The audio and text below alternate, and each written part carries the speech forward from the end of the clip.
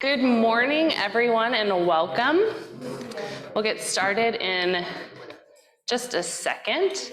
If you have not made your way down to get a binder, that's fine.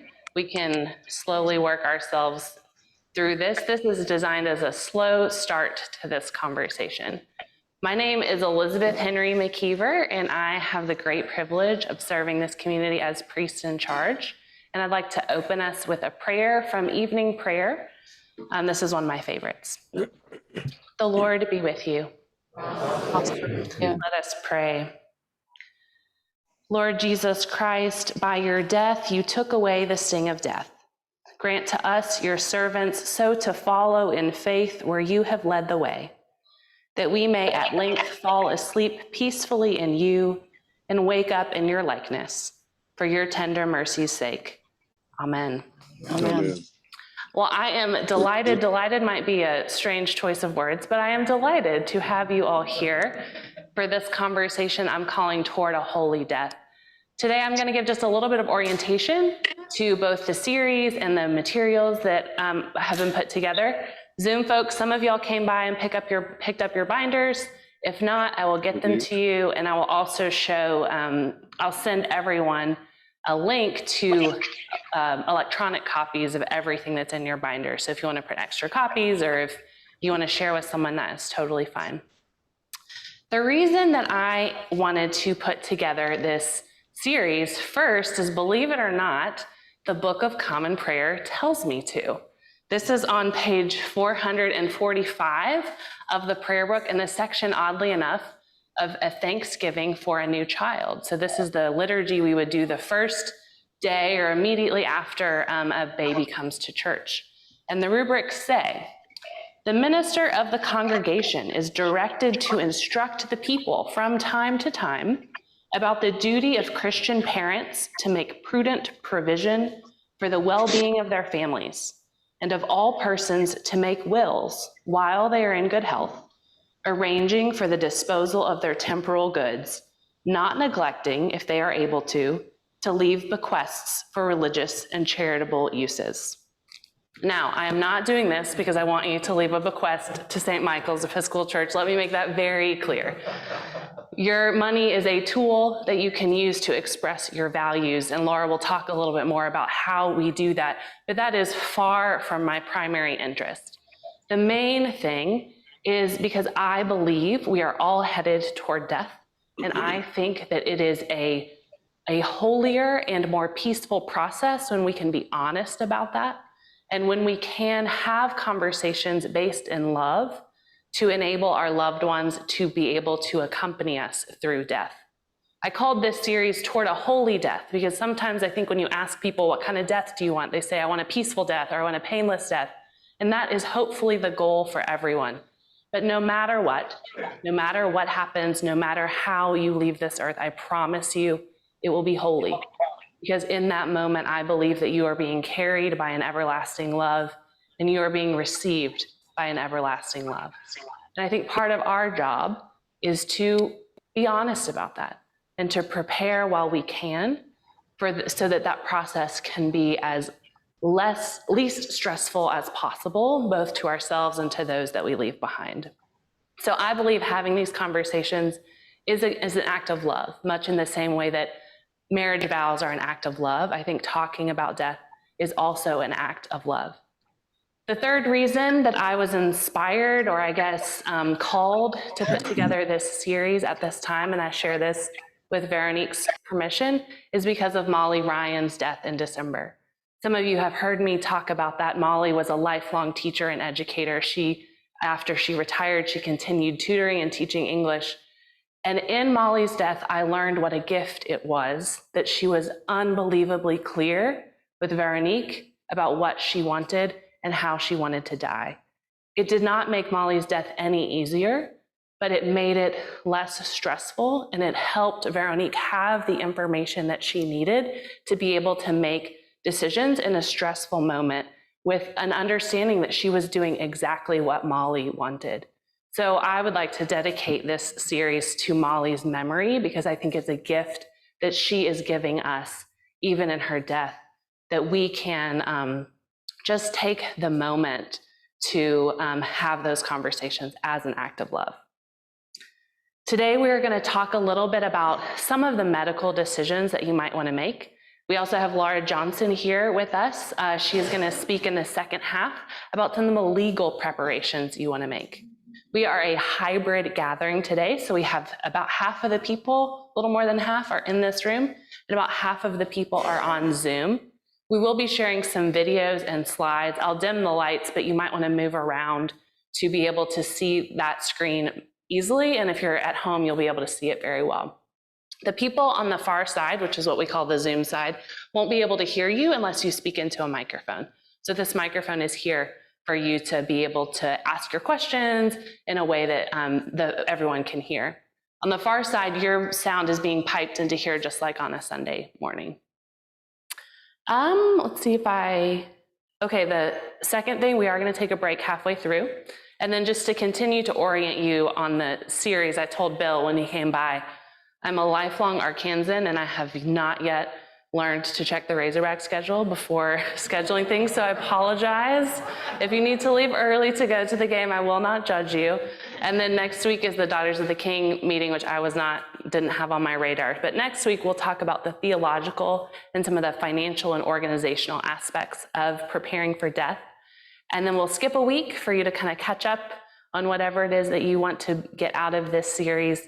And on March 26th, I'll walk us through some of the liturgical preparations, how you might want to put together your service, arrangements for the care of your body. And then we'll pick up this conversation about palliative care, medical decisions. So we're not trying to fit all of the medical parts about death right here into this first 45 minutes. Just wanted everyone to know about that. The first thing I'm going to ask you to do, and the Zoom people, I'm going to come and split you into a breakout room in just a second, is to turn to someone near you. You can be in groups of 3 if you'd like, and share a little bit about why you decided to come and what is one goal that you have coming out of this series. So planning for death is a lifelong process. Our lives change, our financial situations change. It's not a one and done sort of thing. And so the image I've been using is you sort of are carrying the ball a little bit further down the field. So for example, one of my goals in this series is to write a letter to my children and my wife. I have done some of the other legacy planning things, but I haven't done that. And so that's one of the things that I will consider this time well spent if I have the accountability of the group to help me do that. So take about 5 minutes. You can get as close or as far away as is comfortable to you. Please express to the people around you what your comfort level is. And Zoom folks, I'll come and split you up. Take about 5 minutes. Again, the 2 questions are what drew you to this series and what is one goal or thing you want to check off the list by the end of March in our time together. All right.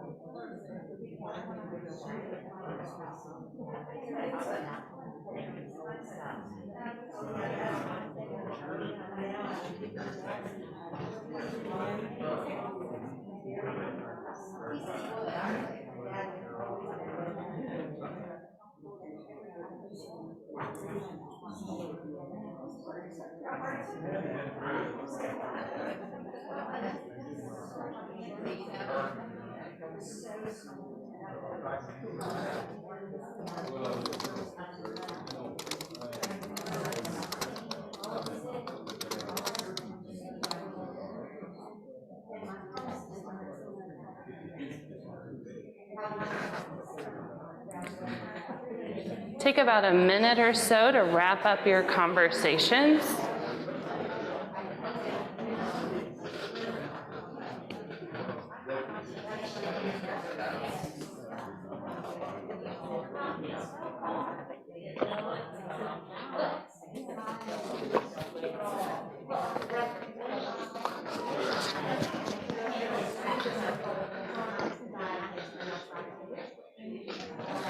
You got what you need? Yeah. Your front cover.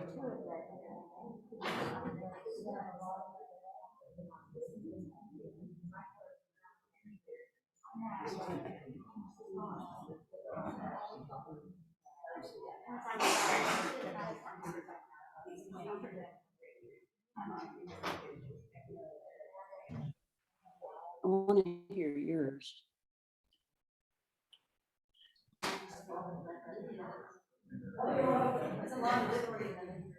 Our Zoom people are headed back, so in-room folks, go ahead and make your way, your attention back to the front.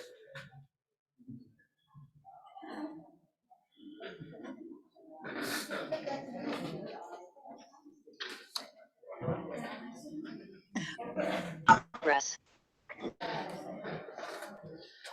Welcome back, everyone. I hope that was helpful for you to start to set some purpose and intention for our time together.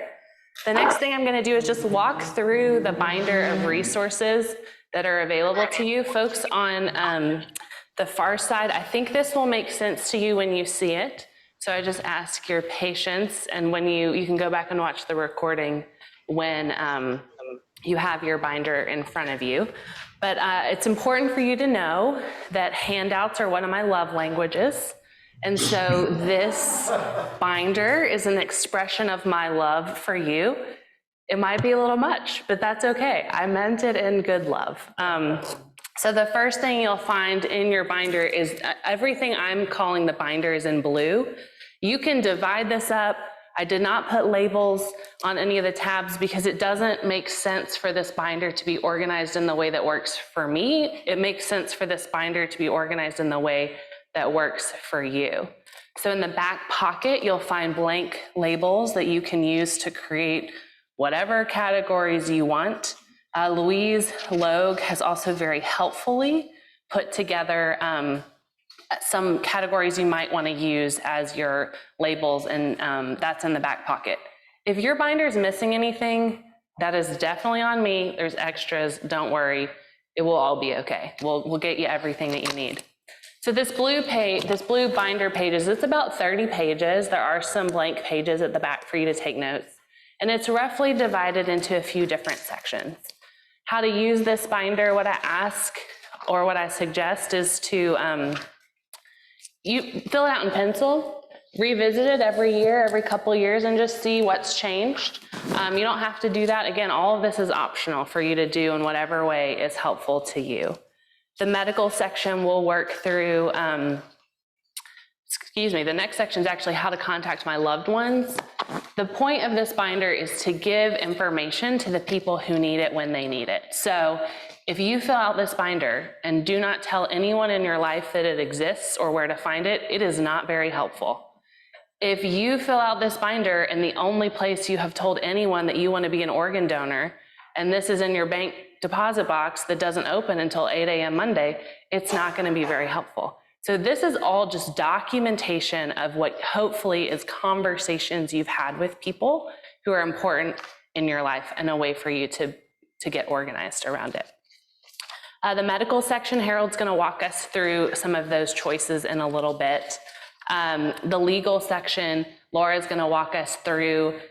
This is on page 8. There's a section about creating an ethical will or a legacy letter that we'll talk about too.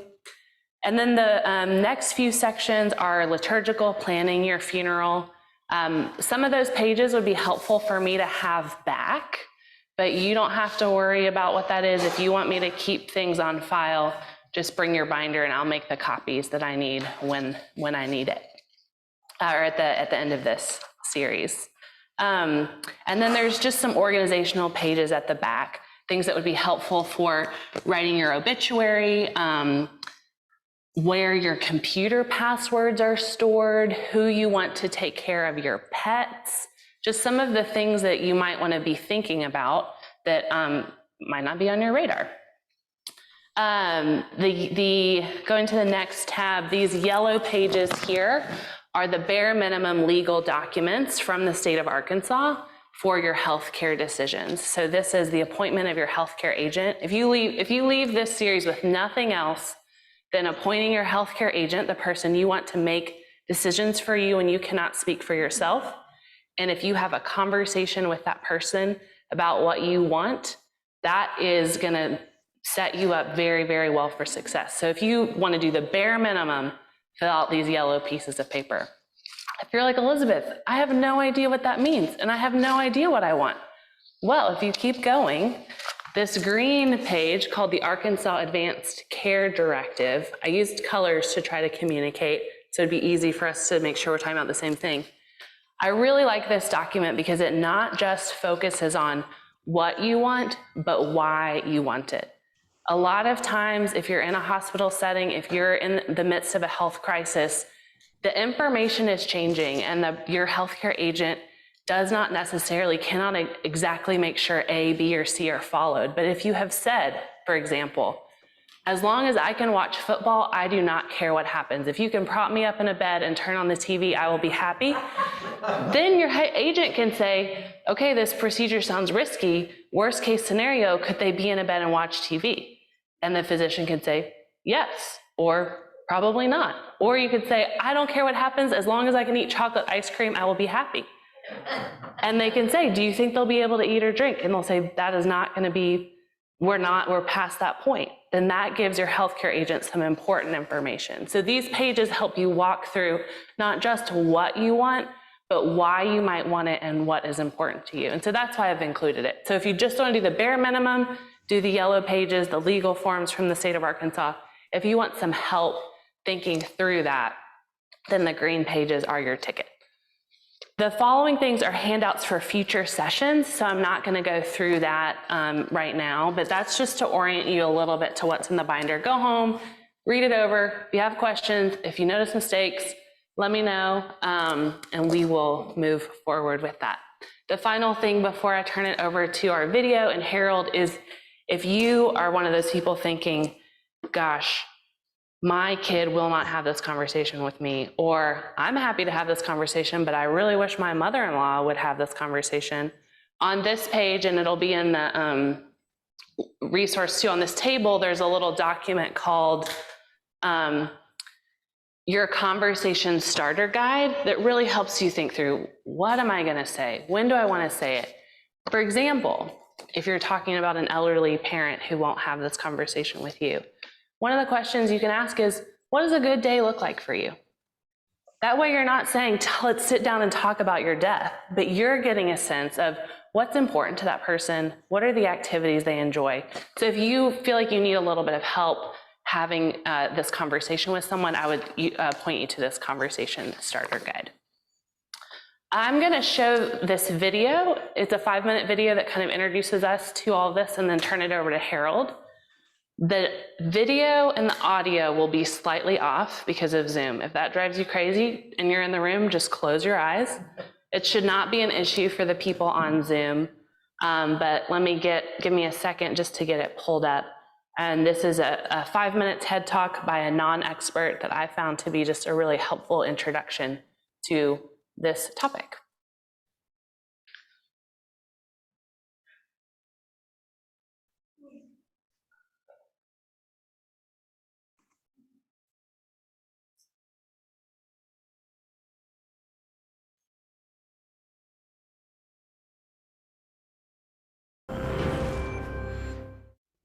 What would be a good end of life?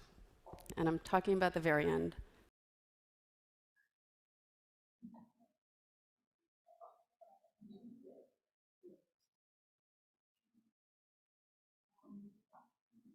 I'm talking about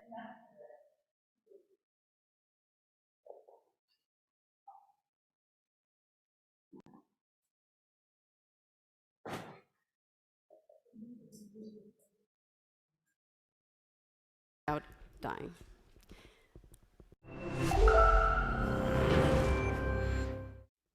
What would be a good end of life? And I'm talking about the very end. I'm talking about dying. We all think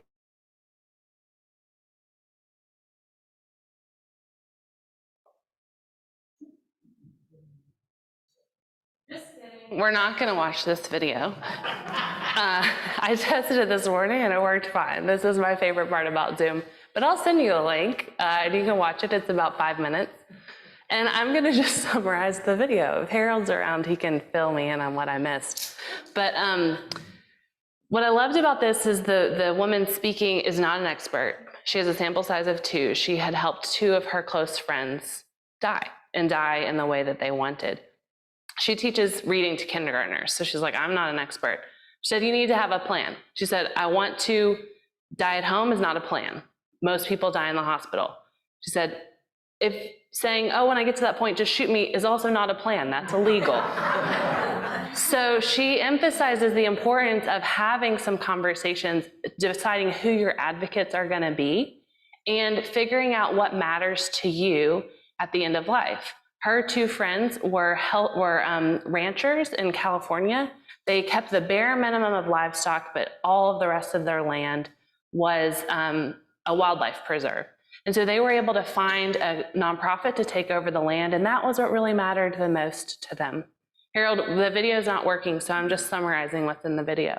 But I just loved that because we sometimes think, oh, my plan is, there's a gap between what our plan is and then what we actually put it into place. And she's just really encouraging us, which is what we're doing right now, is to think about what are the resources available to you right now. Do you have the resources to have in-home care? If not, that probably means you're going to have a different kind of end of life. And so we can be thinking about, if I have to go to a nursing home, what might that look like in a way that is meaningful to me?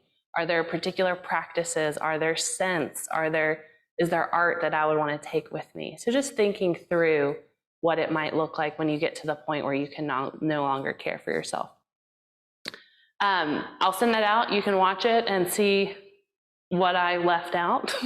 And Harold, I'm going to turn it over to you. And Harold said, I have to cut him off because he's going to talk for a really long time. So I'll be watching the clock so we make sure that we get a break in before Laura shares. Hang on, they can't hear you yet.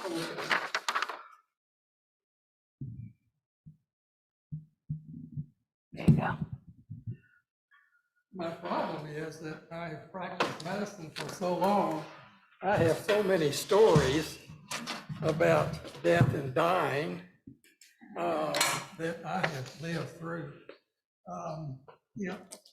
There's a really nice introduction, I think, to where we are and where we're going. A statement was made by a doctor talking about diagnoses and telling folks about what they have, what they don't have. And it went something like this: the truth will make you free, but first you're going to be pissed off.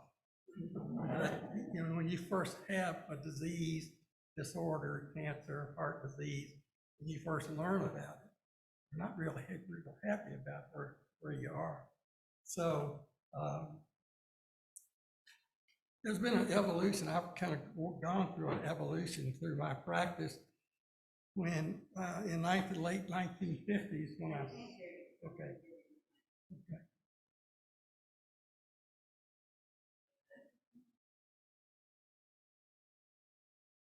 All right. See if they can hear you better. Anybody hear me better?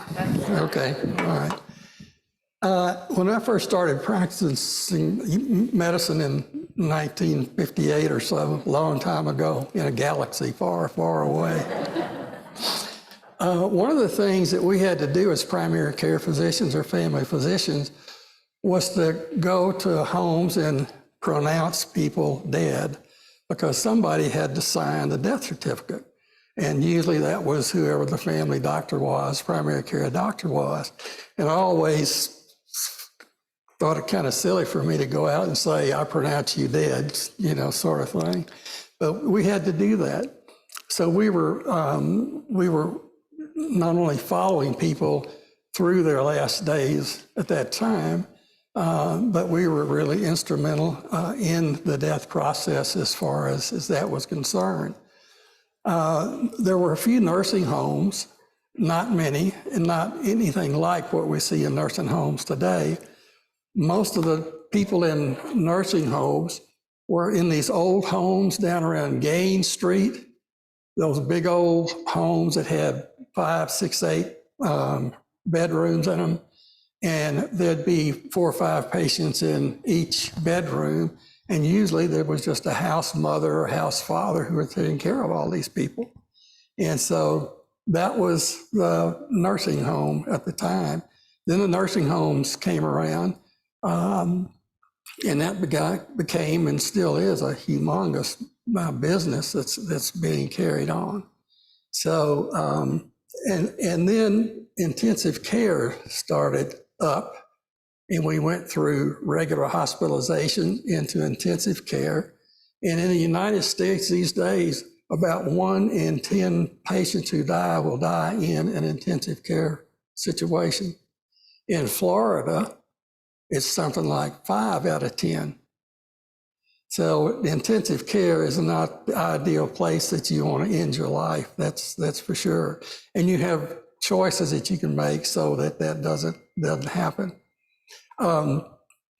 There's a book out for those of you all who have aging parents or need to help deal with your parents. The book is called Parenting Your Parents. And it is a great book. It's a good book for even for you to deal with your children or for you to deal, especially with your parents. Excuse me, let me get some.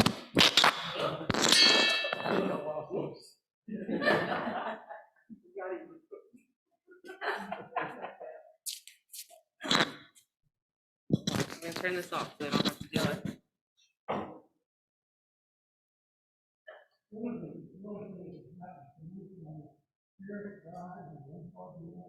And the children live in another part of the United States. There are all kinds of scenarios like this, death and dying. I've been involved in a couple of things. Just recently, one is a couple who Mary Helen and I have known for 60 years, and the wife developed some dementia. And he thought that he was in pretty good health, and he always thought he would outlive his wife. And so he wasn't worried about her being taken care of. And all of a sudden, he gets an illness that took him from being healthy till about 3 or 4 months later, he died of this illness. And one of his biggest concerns was, who's going to take care of my wife after I'm gone? Problem was, he had 3 children. None of them lived in Little Rock. And so that becomes a real problem for children who want to do the best they can for their families, but they all have families. They all live in different parts of the United States. And it's hard for them to be back and forth here all the time during that time of their life. And they worked it out. But there's just a lot of scenarios like that. When it comes to you and I making plans for what we want to do, I would like to think of it a little bit backwards. What do I want, or how do I want to spend the last several days of my life? Where do I want to die? I want to die at home, in my bed. Who do you want with you when you die? Who you don't want with you when you die? It goes both ways. And things of that nature. Do you want music or poetry while you're dying? Or do you want to be in intensive care? And I don't know if any of you all have been and seen what goes on in intensive care. They are marvelous machines that will extend life when we want to have life extended. But they can extend life beyond death. And sometimes the best healing that we can have is death. And death is a healing situation. I'm dealing with a family right now of a couple of 2 sisters. They're in their 60s. Their father is in his 80s. He has dementia some days, but some days he can make fairly good decisions. And he's got a severe heart problem with congestive heart failure, and he's about 90 some odd years old. And they would offer him surgery. Some days he'd want the surgery, some days he wouldn't want the surgery. Well, the family is just, the 2 sisters are just in turmoil because they want the best that can be offered, as long as it can be offered, as much as you can do to prolong his life. And they were just at odds. And I sat one of them down. I said, put yourself in your father's position. What do you want when you are like him? He's lived a great life, been very active until just months and months ago. But here he is on the verge of death. How long do you want him to live further? What else do you want him to go through? And it became clear to them, sometimes you have to give children and other family members the fact that, you can't give up on life. You can let it happen as it's going to happen. We're all going to die. And there are only, when you look at it, as far as how we're going to die, there are 3 or 4 different ways. One is sudden death. And sudden death is rare, but it happens. A second is someone who dies suddenly of a stroke or a heart attack or the like. Third way is you die from things associated with diabetes and strokes. You don't die of the strokes immediately, but you may die in the first weeks or months or years following that stroke.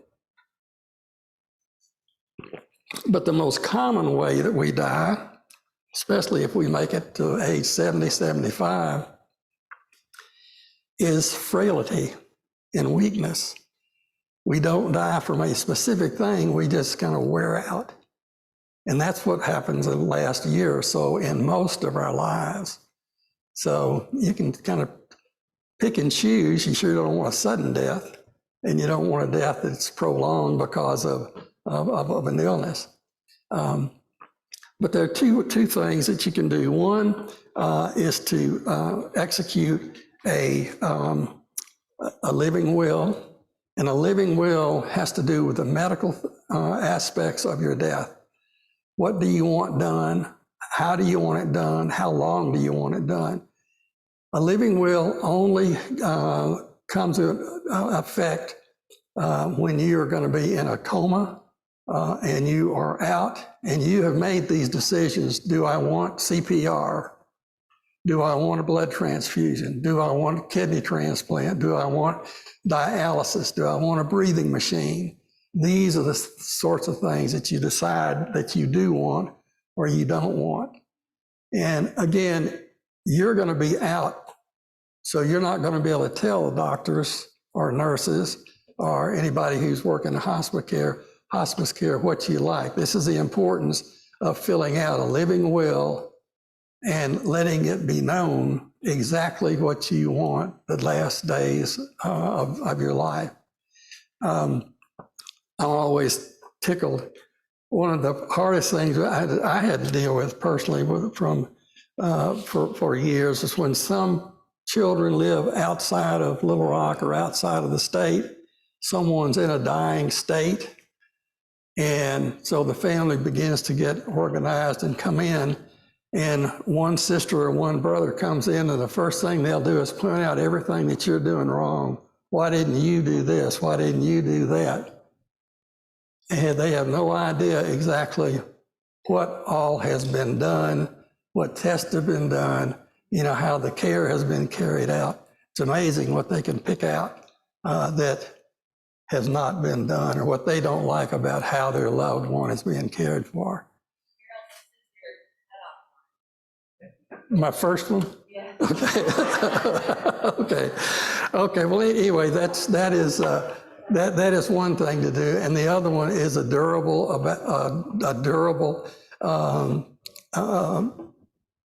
forgetting the word there. Yeah, power of attorney for medical care. Not just a durable power of attorney, because that is too broad. You want it for medical care.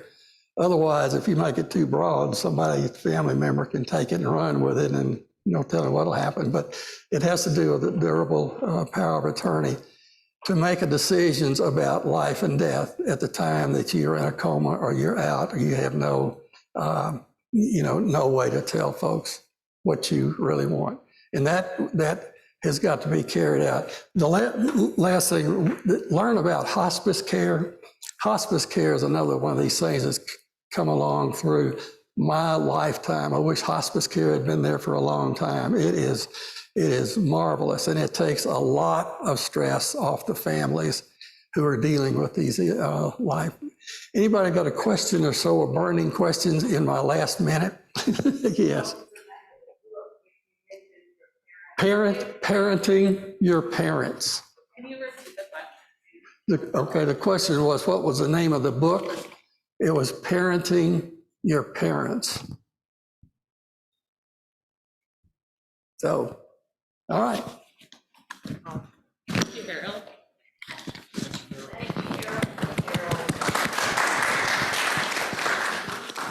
I guess this is a question, Harold, but maybe you can speak to. One thing I see a lot is it's easier to not start a treatment than to take it away. So for instance, a feeding tube, it can be very difficult for a family to remove a feeding tube because it feels like you're, making an active decision. So sometimes some treatments are easier to not ever start than to start and stop. and also the importance of the conversation, especially among adult children, why you chose the person you chose. Don't just have the conversation with the decision maker, but have the conversation with all the siblings so that everybody is kind of on the same page. The third thing that I just want to make sure people know is there's gray area here. So you might say you're in the hospital, and I'm not a doctor, so don't take this as medical advice, but you have a UTI. You might start antibiotics for a little while and see if they make things better. So you have some freedom. It's not just yes or no. Obviously, if your heart stops, you need a yes or no decision about whether you're going to do CPR, but there's a wiggle room. You could be on a ventilator for a few days to give your lungs a chance to heal. And if after a few days there's no improvement, you could make a decision that way. So don't feel like it's yes or no on a lot of these things. And again, that's why the why matters a lot. It's not just, do I want this or not, but your healthcare agent needs to be able to think through a complex situation and understand the why behind it. There are some patients, I've had a couple of patients who actually were in hospice care, but they did get better. Just because you go to hospice care or you kind of think you're going to die and you make all these plans, you can get better sometime occasionally, and you have to rewrite your living will even. So, but the other thing is, and this is Mary Helen and our goal is to get our children together again. We did this a couple of years ago where we sat down one evening with our children and we went through anything they wanted to know about us. We wanted them to know all of our stuff, our finances, where I had all the money hid in the backyard, where they could dig and all that kind of stuff, so that they know. You got to tell anybody and everybody who's got a piece of this action where it is, what it is, and how they get in touch with it, like your lockbox at a bank or whatever. So, okay. Gary, can you say whatever you said? I saw you said something, but I can't read it. I started typing it. Oh, wait. And you actually wound up saying it by the time I finished typing it. Understand why the sound didn't work. Something happened on y'all's end. I mean, y'all didn't do it. It's my fault. So I can't hear you, Gary, but I'll read it out loud. There are solid theological arguments for starting a treatment, but if the situation becomes futile. That said, such thoughts would be best put in a living will to give comfort to your family for making those decisions. Yes, absolutely. I think one of the best things you can give to your family is to say, I trust you. I'm choosing you as my healthcare agent because I trust you, and I trust that you will make the decision that is right. That can relieve an enormous amount of pressure on your healthcare agent. And I'm happy to talk through any of the theological arguments. And hopefully I'll be there with you in a moment of crisis, or a clergy person that you trust could be there. Dana. And then we'll take a quick break after Dana's question or comment. My question is the difference between hospice and palliative care, which is something that has really started taking hold and needs to be addressed, I think.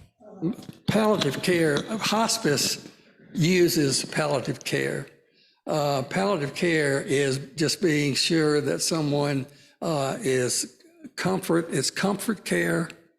Like if, for instance, if somebody is on the hospice, they have cancer, they have the pain associated with cancer, they're going to take care of that pain, whatever it takes. So palliative care is comfort care, and that's what hospice is really based on. And we're going to talk about palliative care in the third session. Kathy Shaneyfelt, who is a parishioner here, is very passionate about palliative care. It is her deep vocation. And what she'll say is palliative care is different from hospice. Hospice generally those services need to be used in the final 6 months of life, but palliative care doesn't have that kind of provision. And so it can be part of a care journey much longer than hospice can. And Kathy will walk us through all of that. More doctors need to use more palliative care than they do other kinds of care. Harold's calling out his colleagues and saying that more doctors need to use palliative care. All right, we're going to take a 5-minute break and come back Let's come back at 10:55 and Laura will give us her legal overview. All right, bathrooms are down the hall on your right, and I believe Mary Helen and Harold made some coffee. If you are drinking coffee in here, please just take your mask down to have a sip and put it back up. And do that. You can drink coffee in here, but there's some folks with different comfort levels, so just be mindful of how close you are to others when you're drinking coffee. Thanks.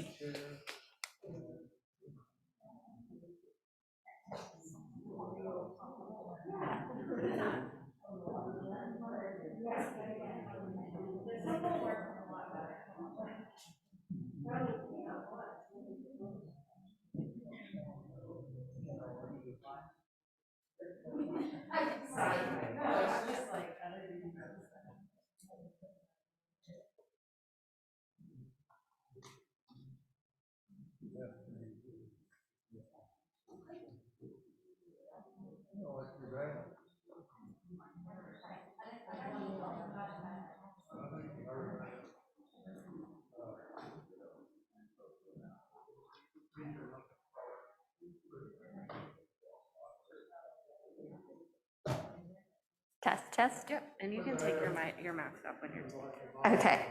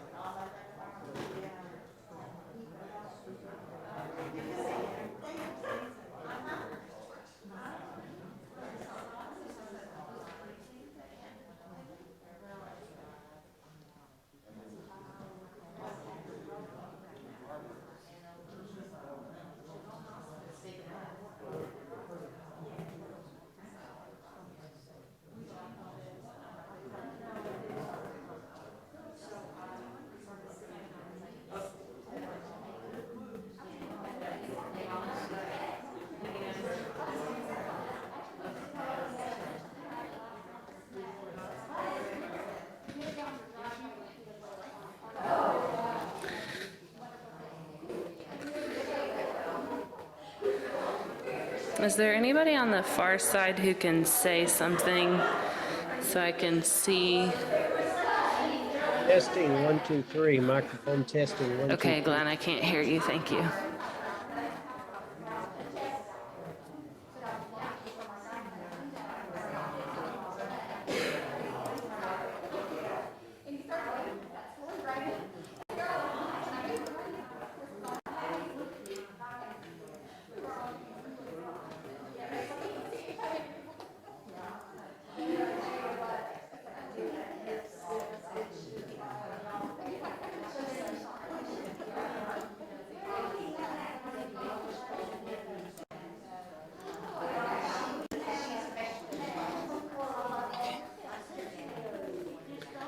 All right, we're gonna make our way back.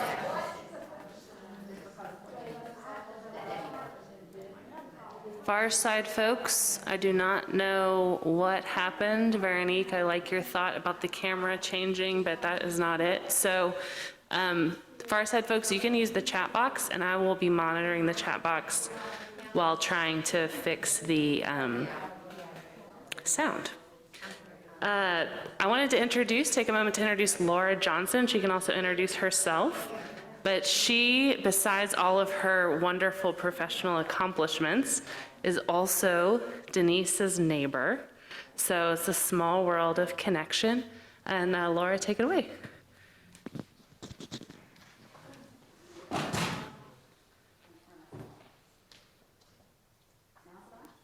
Am I getting picked up? Yep. Okay, there we go. Okay, so yes, Denise and Shirley are my neighbors, and you'll actually see some of Mark's photography in my slides here in just a second. So, so I have been practicing law for longer than I care to admit probably at this point, but about 18 years or so. I love what I do, which probably kind of, like Elizabeth said earlier, it's a little bit odd to say that I love it, but I do enjoy feeling like I'm helping families find some comfort in difficult topics. And I wish I had thought to add it to my slide, but I was helping a woman that's just a little bit older than I am recently, who had recently gone through a divorce, and she has 3 minor children. And when she sent in her payment for my services, on the back of one of her kids' homework, she had written a handwritten note, and it said something to the effect of, "Laura, thank you for going to law school and learning a bunch of dry laws so that I can die relaxed." You know, there's a little bit of a humorous element there, but that really is kind of why I love what I do, is because I do sincerely want to help people with these things that are realities for all of us, whether we're ready to talk about them or not. So if we can go to the next slide. What we'll talk about today is estate planning, and I think what's helpful there is starting by talking about what happens if you don't plan. We will also talk about what a good estate plan looks like and what the most important documents to have are. Okay, so the state of Arkansas is kind enough to put a plan in place for you whether you plan or not. The issue is that plan may not be what you want it to be. Those are called the laws of intestate succession. That just means you died without a will or without any other documents. And you're just waiving the ability to have a say in all of those things, right? So you've got the ability to say, this is the family member I want helping with my finances. Because a lot of us probably have family members we want nowhere near our checkbooks, right? And those are the ones that run to the courthouse to get the authority. So you're waiving that ability to say, this is the person that I think would handle my finances the way I want them handled, or responsibly. You're waiving the ability to make choices like whether you would be buried or whether you would be cremated. I share this example of, it was probably about 10 years ago now, that I spent my Labor Day weekend preparing for a hearing that was going to be that Tuesday after the Monday holiday over whether or not a man was going to be buried in Texas or in Arkansas. He was born and raised in Texas, but he'd spent his entire adult life in Arkansas. And he had a blended family, so children from 2 different marriages. And those 2 branches of the family were at odds about where dad should be buried. And each of them felt very strongly that he wanted to be in the place they were arguing for. And so he could have put something in writing that said where he wanted to be and saved his family from that strife, right? And we all have that ability to make that gift to our family. And if you have minor children, you have the ability to choose who their guardians would be if you weren't around to take care of them, whether that's incapacity or if you had passed away. And again, it's also making those medical decisions for you. Much like Harold said earlier, you want someone that shares your values and that understands how you want your life to look. But again, the state of Arkansas plans for you. And Elizabeth, if we could advance. Okay, and this is an example. And the point of this slide is if it isn't written down, it does not matter. You can have wonderful plans to make a gift to the church or to set up a scholarship fund at your university that you attended, or any wonderful plan that you have. Maybe you want to make a gift for your grandchildren or whatever that plan is. But if it is not written down, it is not going to happen. If you have, most people assume that without an estate plan, all of their property would go to their spouse. That is not actually the case. If it is owned only in your name, it would actually go about a third to your spouse and the rest to any children if you have them, depending on how long you're married. If you did not have children, it may go all to the spouse or it may go to other branches of your family. That's a whole big topic and it can vary, so I'm speaking in very general terms there. It would have a lot of factors that come into play. But in this scenario, again, it's a little bit of an older news headline, but this man had a problem that I wish on everybody, but his tax bill, if you can see, let's see, it was a $450 million tax bill alone. He lived in Colorado. Most of us don't have a $450 million tax bill, right? But I wish everybody that much success. But he had these wonderful plans with all of that money that he had to fund charities and establish foundations, and none of it happened because he got cancer and he died quickly and he never made it around to getting that estate plan put together.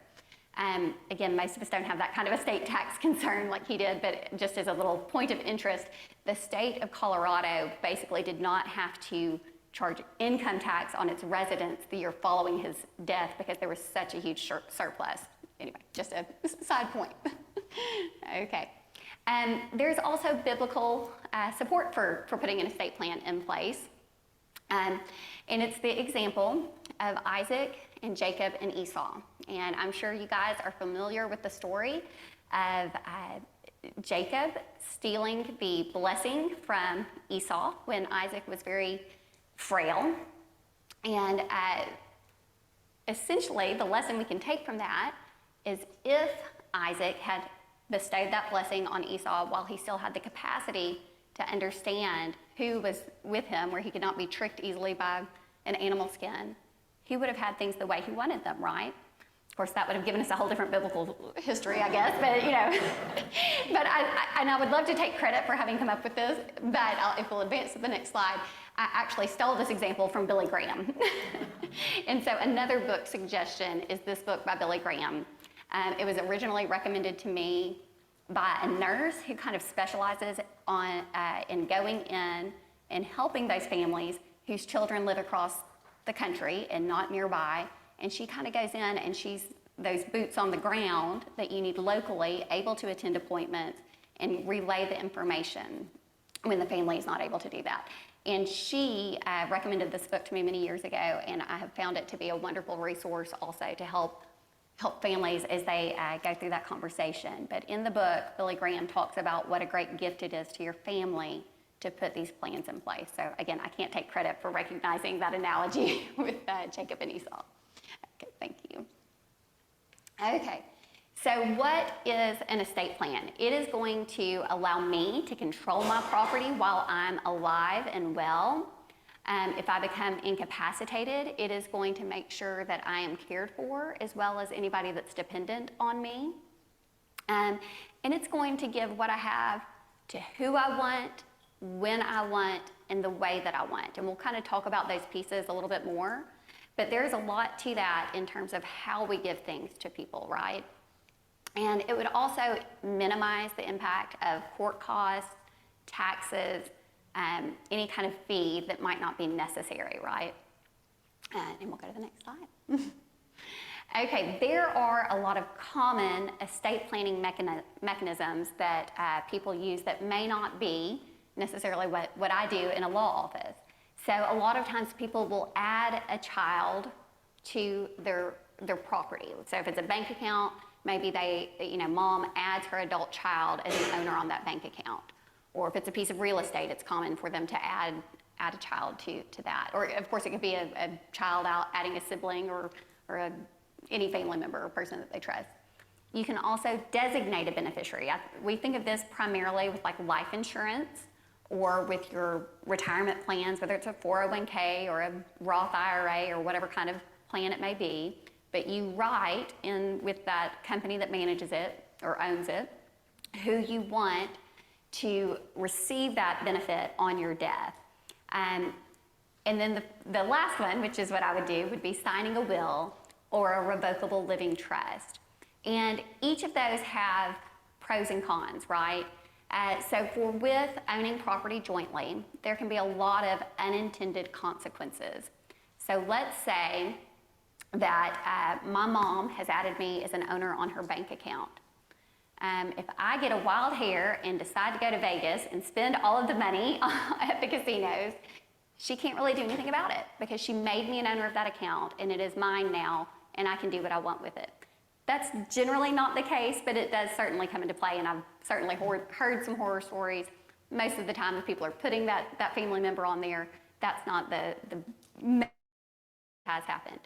Another issue is we can get into situations of if I had a creditor, same thing, my mom's added me to her bank account. If I had a creditor and they got a judgment against me, they can now reach her account.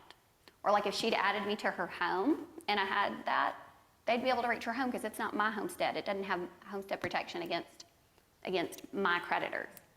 So there can be a lot of unintended consequences there. They're not quite as common for right now where we are in the tax world, but sometimes it can cause the child to have taxes that they would not have incurred otherwise, again, because they are an owner of that account. Designating a beneficiary generally works pretty well, but the kind of downside sometimes there is your family has no, or the person you have named has no access to that during your lifetime. So maybe it's your 401k and you have some major incident where you need to tap into those funds. They cannot do anything to reach those for you just through a beneficiary designation. They also don't generally have much in the way of what I call safety nets of if that person you named did not survive you, or maybe if they'd become incapacitated, there aren't really the safety nets in place that we can address through an estate plan. And then we will talk more now about signing a will or a revocable living trust, which are my primary areas of practice. So the questions to ask when you're looking at your estate plan, and this is kind of what we just went through with those three versions, is does it provide for your disability? Does it give what you have to who you want, when you want, the way you want?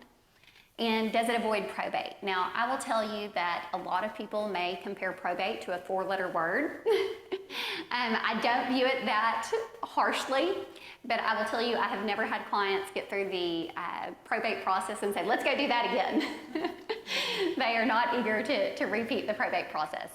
And now we will talk about what probate is and what estate planning tools are kind of there to address it. And let me pause here too to say a good estate plan is going to provide your resources. So like for me, I've got young kids. I want to make sure that my resources are there to make sure that they have food on the table, a roof over their head, and a college education, and hopefully more, right? I want them to keep going, but I want all those things to be easily available to them. I also want my love, right? You can convey to them your values through your estate planning documents. We can keep it super simple. It is not uncommon to have what we call incentive trusts, where we put incentives in place, like in order to, well, I'll give you an example. One of the more extreme incentive trusts I had, a gentleman was leaving a lot to his nieces and nephews. It was a significant amount, but for them to receive their share, they had to give an equal amount to a charity of their choosing. And we put some parameters around what those charities could be to make sure that, it was a legitimate charity that was recognized by the IRS and things of that nature. But so that would be an incentive. He wanted to make sure that they understood the value of giving back to their community. And so he put that requirement in there to incentivize them to engage in those acts of charity. And with your wisdom. And this kind of gets into the ethical wills that Elizabeth will talk with you about as well. But you can put recommendations essentially in various places. You could say, Louise Logue is a fantastic financial advisor, and it's my wish that you would continue to seek her services as you manage this trust, or whatever the case may be. Okay. And it is a process. And so these are, I'll tell you that top picture is Mark Mulcairn's handiwork. And those are my kids, but it's a process on an estate plan. So first is education, and I, as the attorney, need to be educated by you about what your family dynamic is, what your fears are, what your goals are, what are we trying to accomplish with that estate plan. Sometimes it's pretty simple, and sometimes there are a lot of complexities, but you've just got to communicate those issues to the attorney so that they're educated on exactly what we're trying to accomplish for you. Design would be the next element, and that is, and I'm sorry, let me back up onto the education. And then the attorney educates you on what options would meet those goals. Then we go into the design phase where we're going to actually choose which of those options meet those goals and choose that path. And then we draft the documents to achieve those goals. We will implement that plan, so actually sign it and fund assets into the trust or change beneficiary designations as appropriate, do whatever the implementation piece of that is. And then the review, and that is why I have put pictures of my kids on this slide, is life changes quickly, right? And in fact, this picture is about 1.5 years old, so I need to update my slides, I suppose, to get something more recent on there. But everything changes, and so what I think my goals are today may not be the same as they are in 5 years. In 5 years, my oldest is going to be over 18. I don't think I would do this, but maybe I want her to be the guardian for my younger children at that point. I don't think I'd want to put something that heavy on her, but the whole point though is that life changes, and we've got to recognize that we need to go back and look at these to make sure they still fit. One of my close friends, both of her parents had passed away by the time we were about 33. And when they went back into her dad's estate plan, he was the last spouse to die, and they hadn't updated it since she and her brother were like 10 and 12 years old. And so they really think that if he'd looked at it, they would have wanted to do something different, right? Like the concern when your kids are 10 and 12 is way different than when they're 33 and 35. And so in that scenario, we just want to make sure that we don't just put it on the shelf or in the drawer and forget about it. We need to go back and look and make sure that what we have done is still going to meet the current goals of life. And then finally, it's teamwork. Whoever your financial advisor is should know what you're doing. Whoever your CPA is should have an idea of what you're doing so that we can make sure everybody's working towards the same goal. If I'm working really hard to just avoid probate and I'm not looking at any of the tax pieces of your estate plan, we could have some pieces that don't mesh well together. And so there's a communication piece where you want your advisors kind of working together. And let me pause here to say that the tax piece is not what it has been in years past, but we never know when things can go back. So, okay, and then in order to plan for disability, I think there are kind of 3 main categories of documents. And the first are going to be your healthcare directives, and we've kind of touched on that a little bit. So you'd have your healthcare power of attorney. And in your healthcare power of attorney, you are going to name who you want making decisions for you. You will also have the living will, which we've already talked about. The language I use in my living will says that if I have a terminal condition with no chance of recovery, or if I am in a persistent vegetative state or a permanent unconscious condition, I do not want those extraordinary measures of life support, dialysis, feeding tubes, things of that nature. And again, those communications with your family members are just invaluable. And the last piece I recommend on those healthcare documents is a Hipaa authorization. And a Hipaa authorization is not decision-making power, it is strictly access to information. Keep in mind the healthcare power of attorney is only triggered when you cannot make your healthcare decisions, right? As long as I've got the ability to understand the consequences of my healthcare decisions, I'm gonna make those decisions. So that healthcare power of attorney is only triggered by my incapacity. But I want my husband to be able to know what's going on with me, even if I can make my decisions, right? He can talk with the doctor when I first come out of surgery, or he can, help me with an appointment that I've got going on. So those are kind of those 3 healthcare documents I recommend everybody have in place. And then for financial and really anything non-medical, you would have what we call a durable power of attorney. And it is more than just financial. I will tell you, I kind of throw the kitchen sink into my durable power of attorney as long as the client is comfortable with it, right? But we're gonna cover bank accounts. We're gonna say you can sign for certified mail. If someone sues me, they can defend me. If I need to sue somebody, they could do that in my name. It just covers anything you can imagine that is not medical, depending on how broadly it's written. And then the last document would be a revocable living trust. And if we can advance. Okay, I am gonna ask for some volunteers, or really, I just need one volunteer. Denise, could I ask you to be our volunteer? Neighbors get picked on, I guess, right? Okay. And we can go in advance. I'm gonna give you our bucket, and let me pause here to disclose that one of my client matters pulled me out of the office about an hour earlier than I had planned to leave yesterday. I had to meet somebody at a bank, and long story short, I did not make it out of the office with my standard props for this presentation. So you have got treasures from my home rather than what I normally use that would have like representations of money and homes and things that we adults generally would consider treasures. So you've got children's treasures, which I do have to make sure we get back.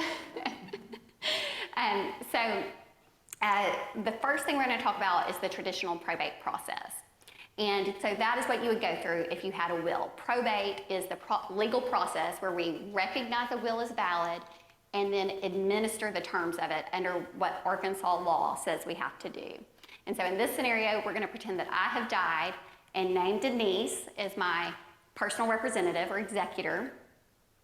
And so the first thing she would do is take a copy of my will to the judge and say, hey judge, here's Laura's will. Will you recognize it as valid? And hopefully the judge says, bless you, my child, it's a valid will, go probate. Okay, then Denise is gonna publish notice in the newspaper, and that notice basically says, Laura died on X date, Denise has been appointed as her personal representative. If you have any claims against her, speak now or forever hold your peace. And they've got 6 months to come forward and say, Laura owed me money for X, right? Okay. Now here's where Denise's work really begins, is she's gotta go find all of my assets. So this is the Easter egg hunt of where did Laura have assets. And y'all can help her if you have one of those treasures from my children's toy box to find some of these. Oh look, she found a dinosaur. And sometimes, especially as we have moved into a digital age, this is a little bit harder, right? There are 5 treasures, by the way, if that helps. So Denise knows probably that I had a house, right? But as we have moved into a digital age, I can't tell you how many times people are like, I have no clue about any of their banking stuff because it's all online. And if they have access to someone's phone, that's a good starting point. I tell them to look at what apps are on the phone. Thank you. Okay, so Denise, we're not gonna leave just yet, I'm sorry. Okay, so she will gather up those assets, identify those assets, and within 60 days of being appointed, she has to file an inventory with the court, and that's just exactly what it sounds like, right? It's gonna be a list of what assets I own at my time of death. And for that 6-month period following the publication of notice, anything we do is largely gonna require court approval. Let's say she wants to sell my house.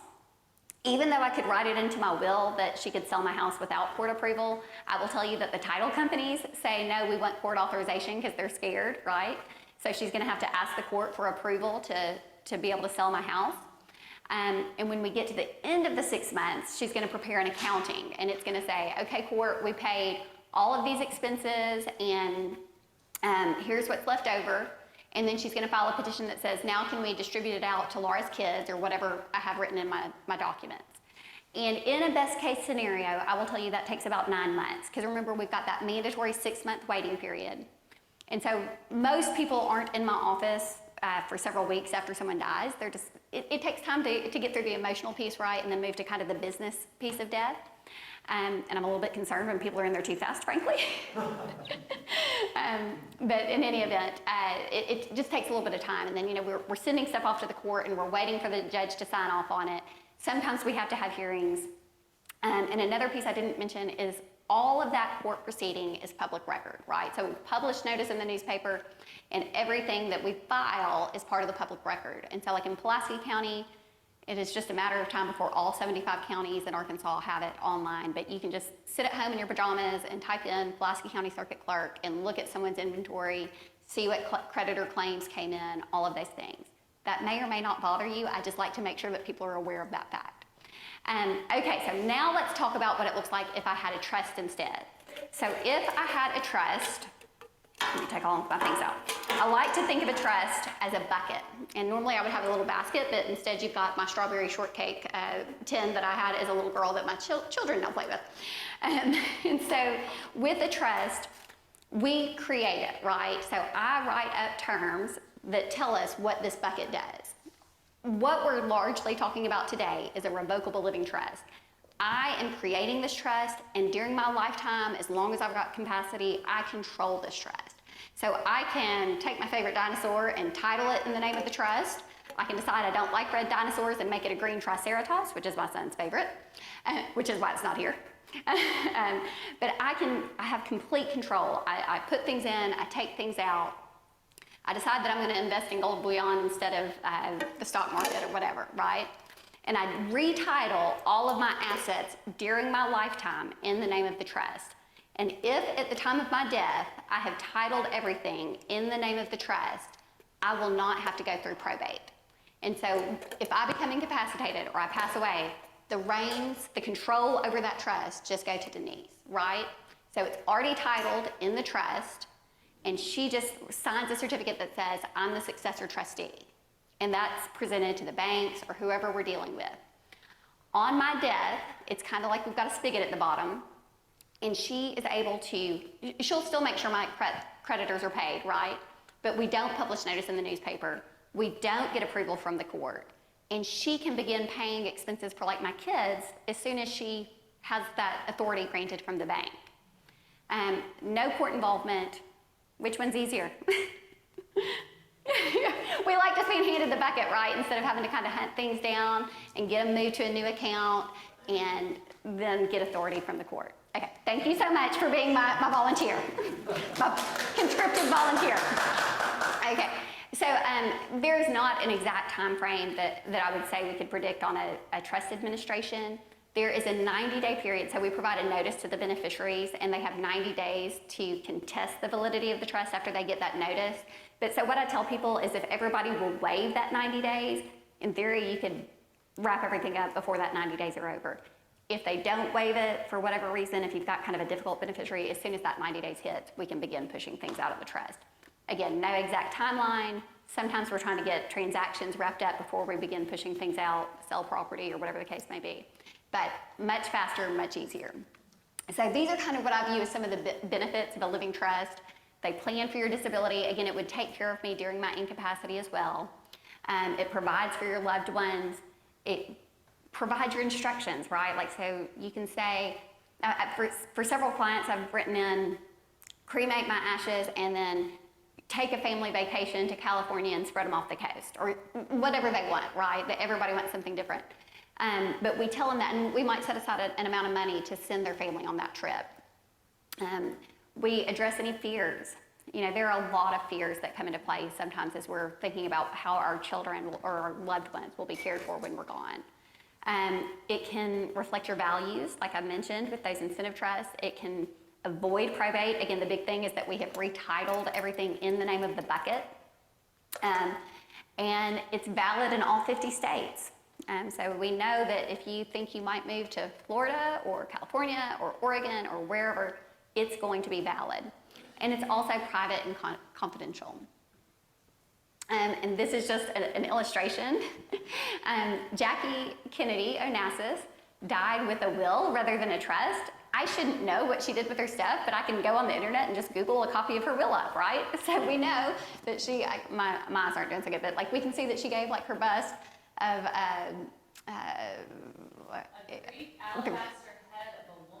yes. We can see all these specific bequests. We don't really need to know that, right? So anyway, just an example there. You're great to skip ahead. Another Colorado example on this. So Temple Buell was like a very famous architect in the Denver area. And apparently he was kind of flamboyant and really well known. And when he died, he had a great estate plan and nobody really knows what he had. They know he was very successful, but nobody knows what he had. And so this is just an example of where his privacy was kept intact. So then we can talk about how to distribute to your beneficiaries. So if you've got adult kids with a good head on their shoulders, maybe you just want to make it really easy and give them everything outright. So on your death, as soon as we can complete that process, and this would be true whether you were using a will or a trust, you can just give that to them outright. There doesn't have to be anything other than what probably a lot of us think of as the kind of default there. If your kids are young, or if they have other issues that are a concern that are driving our estate plan, then we might want to look at keeping it in trust. One would be creditor protection. And keep in mind, creditors can take a lot of different forms. So it could be maybe as soon as someone gets $1, they spend $10, and you don't want them to be doing that kind of thing. It could be that you're worried about the stability of their marriage, and you don't want their spouse to have access to that if they were to go through a divorce. It could be predator protection. I didn't put a slide in here today, but the Woolsworth fortune, I don't know if any of y'all are familiar with that story. It's kind of old at this point, but you know, at the early part of the 20th century, the Woolsworth department stores were huge and everywhere and super successful. And when the founder died, he left his granddaughter a large sum of money. Somewhere I have the exact number, but it would have been in the high millions today. But she was only 18, right? And so she was super young, and she gets this huge sum of money. And by the time she was 63, she died penniless. And it's because she went through marriage after marriage after marriage, where it really kind of looked like the men were marrying her for access to her resources and then moving on. So that would be an example of the predator protection. Self-protection is one that I have seen a lot in the last decade, and the opioid epidemic has been the driver on that one. I have a lot of families that I have worked with to try to make sure that a loved one that has a substance abuse problem would not use an inheritance to harm themselves. And you know, I have tearful parents come in sometimes that, you know, that say, I've just got to disinherit her, I don't know what else to do. And I'm like, we don't have to disinherit her. And I can write in provisions that give the trustee the authority both to limit distributions if they think it's only going to be used for harm, make sure that any rehab or other medical care is taken care of. And then, like, if we get down the road and there's a recovery, we can recognize that too and allow the spigot on the bottom of the trust to kind of open back up, right? And there can be an estate tax protection element. Right now today, each of you has about $12 million that you can pass estate tax free before the government steps in and taxes that transfer to the next generation. Most of us do not have an estate tax issue. Keep in mind also for married couples, that's $24 million. That, and I'm sorry if you want to go ahead and jump to the next slide, I'll talk about this a little bit more. In 2025, that's going to sunset to $5 million indexed for inflation. That is permanent as long as Congress doesn't change their mind. I'm not sure how long Congress doesn't change their mind. I'm not going in depth on all of this. This gets pretty complex. It's actually jumped to $16,000 on the annual exclusion. I'm sorry, I forgot to update that one. That $10 million is indexed for an inflation. So again, it's about $12 million today. And there's an unlimited amount you can transfer to your kids, and there's also an unlimited amount you can give to charities. So that's all I'll do for today. Okay, so the other question I get asked all the time is, when should I do an estate plan? And the answer is before there is a crisis, and I do not have a crystal ball to know when that crisis is coming, but I will tell you I get those phone calls sometimes when, you know, someone says, Laura, my dad's in the hospital, and we don't think he's going to make it out, and he doesn't have an estate plan, we've got to do something. And I will help to the extent I'm able to, but that's not the way we want to do it, right? If I am in the hospital kind of scrambling. I can't do as much, thoughtful conversation with the client. That's a lot more likely to be attacked. If someone didn't like the way we did that estate plan, I can't answer the questions quite as well as if someone came to my office when there was no duress, no stress of a hospital, right? Sometimes I'm able to help in those scenarios. I go into the hospital cafeteria, this was pre-COVID, I'd go into the hospital cafeteria looking for witnesses to come up to a hospital room with me to be my witnesses. It's a hard situation. So I don't know when the crisis is, but it needs to happen before there's a crisis.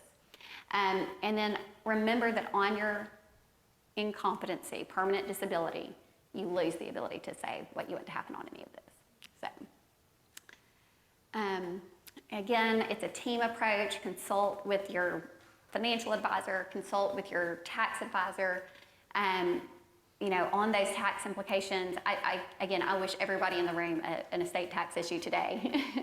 It's just the vast majority of our state is not facing that right now. So, and I will open it up to questions.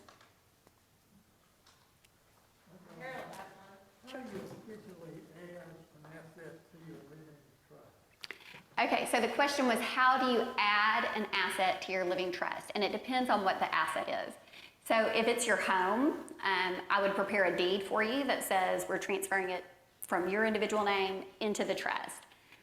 If it was a bank account, what I do is I prepare an assignment of account, and I have you sign that assignment, and I'll identify the bank and the account number. I just use the last 4 digits, but I identify that.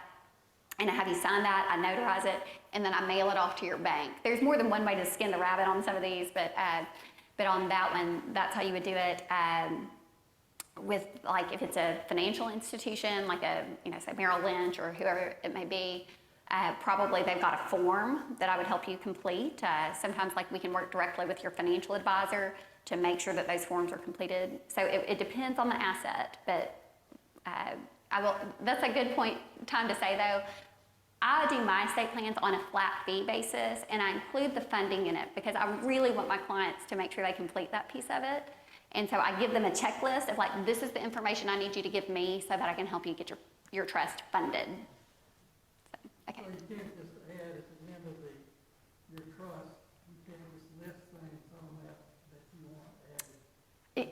Not exactly. So if it's your, let's say it's your china, your china at home that you use for special occasions or whatnot, that you could basically handle that way. I actually do a little generic assignment of all personal property when we sign a trust that does exactly that. But if it's something with a title, it has to be done in a more official way.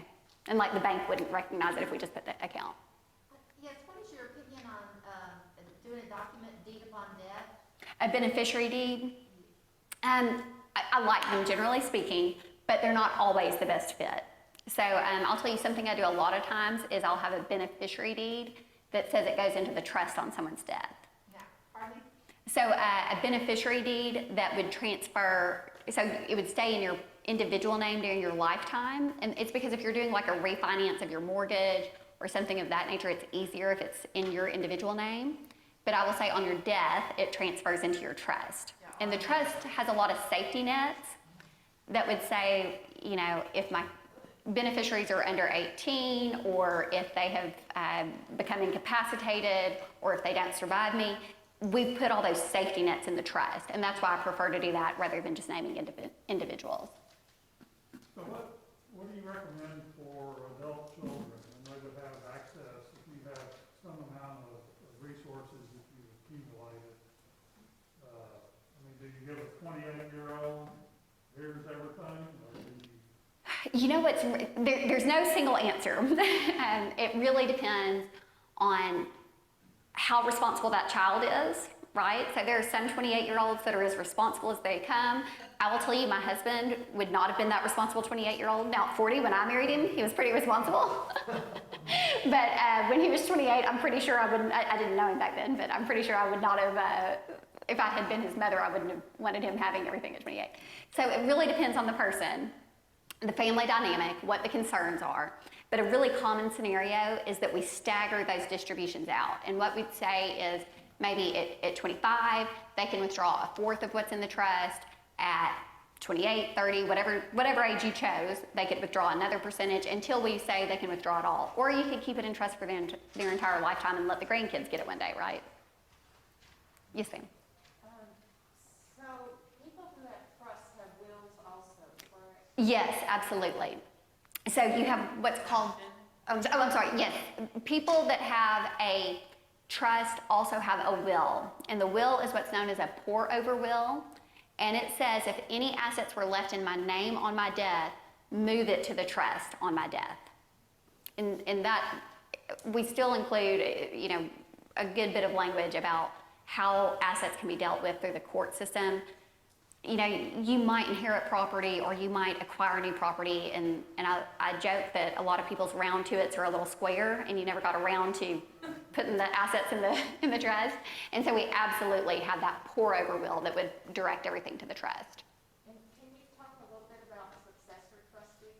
Sure. So the successor trustee, the question is, we're talking about successor trustees. And so a successor trustee is who you would name to take care of things if you became incapacitated or on your death. And you can name the same person for both scenarios, or you could name different people. So like maybe you want your spouse taking care of you if you're alive but incapacitated, but on your death you want your best friend to handle everything. Or maybe you've got one kid that's here local and you think would be really great for helping with those things if you were alive but incapacitated, but you think someone else would do better with, You can name a trust department. Absolutely. You can name a bank trust department or any financial institution that has corporate trustees or fiduciary. They have to be registered as a fiduciary with the state. But anyone that has that designation as a corporate fiduciary could do that. So most of your larger banks have that. Some of the smaller banks do not offer those fiduciary services. And a lot of the big financial institutions that aren't necessarily banks, but that do other financial services have that.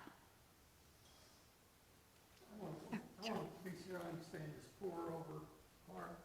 So if I have in my will, when I die, any assets that are not listed as in my trust can automatically go into that. That sounds like a great umbrella to get rid of to put your assets in a living trust. Yes, absolutely. The pour over will is a great umbrella to make sure everything winds up in the trust. Yeah. So when you say if it's not written down, what constitutes writing it down? You have to go back to the station or something, you get it notarized? Yes, okay. So that can mean a lot of things, right? So What was the question? I'm sorry, the question was, what do I mean when I say if it's not written down, it doesn't count? And so it kind of varies for the document that we're talking about. Arkansas recognizes what's called a holographic will. So that'd be your own handwritten will. So any kind of writing can work, but for like that holographic will, it has to be in your handwriting entirely. It can't be, like no part of it could be typed. It has to be signed. It has to very clearly convey the intent of, it's called testamentary intent, so the intent to distribute property on your death. And I have seen a lot of those fail. Sometimes they work, right, but it's just, I'll pause here. So a slide I sometimes use, I don't know if any of you do the Pinterest fails, if you've ever seen like all the little memes with the Pinterest fails. I get asked a lot, well, can I just do it myself? Can I use LegalZoom? Or, they've got those forms like at some of the office stores. And my answer is I don't know. It's not that it's invalid every time, right? But it's kind of like a Pinterest fail. When are you going to find out if that worked or if it was a Pinterest fail? And it may be that you're not going to find out until it's too late. So for a will, it would have to, if it was a typed up document, it needs 2 witnesses, and then you also have to have a proof of will where the witnesses' signatures are notarized saying that they actually witnessed it. So they witness the will, and then they sign an attestation that that's actually their signatures on that document. For like a healthcare power of attorney, it either needs 2 witnesses or a notary. Same thing for a living will. For a financial power of attorney, again, generally in Arkansas you see that with a notary, but 2 witnesses could work as well, but really the much more common scenario there is going to be the notary. And we're gonna, on the 26th, if you need 2 witnesses, we are going to act as each other's witnesses for those forms. So you can bring your completed forms and we will witness each other. I have one question from Zoom, and then Laura's gonna have to skip to a 100th birthday party. But Elizabeth Barger wants to know, if a family member is designated as a trustee, are they typically paid or reimbursed for their time?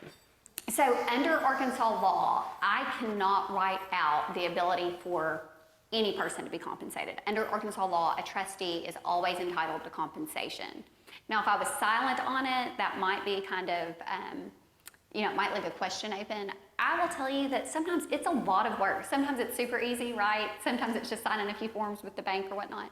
But sometimes there's a lot of work involved. And I don't think you should write out the ability of family members to be compensated. Sometimes people feel really adamant and they'll say, I want it to be at least, X flat amount. What Arkansas law says is it has to be reasonable compensation. I will tell you that is a really willy-nilly, open for interpretation term. But you cannot totally write out the ability to be compensated in Arkansas. On writing these things out, what's important of having the date on it, because the date ought to be on there in case somebody comes in with another will. Absolutely. Yes, absolutely. You would want the date on any document. If you were trying to do it yourself, I would absolutely have the date on there. And that gets into, typically, like if I'm preparing a will, I'm going to say I revoke any prior wills and state this is my new will, right? And, or for a power of attorney, I write the exact same thing in. And so you want to know what date it was executed. Great. I have Laura's card and contact information if we have more questions that you didn't get to. Oh, Louise is going to say something. I just want to say one thing about the way Laura does it with her. Scoot just a little bit up to the mic, yeah. The way she does the organization. I come across people all the time that have the trust, but they have all these accounts that they didn't get titled the trust. And the way Laura does it, they make sure, her team makes sure everybody that you should have contacted, everything's changed. And so she's a great someone to call and ask or have an appointment with. That's wonderful. I have a trust that has nothing in it. There's nothing in my bucket, so I need to get that fixed. Thank you so much, Laura, for coming. Thanks to everyone for starting this journey together. We will continue next week with the theological, and Louise is going to talk a little bit more about the financial and organizational pieces. So see you all next week. Thanks.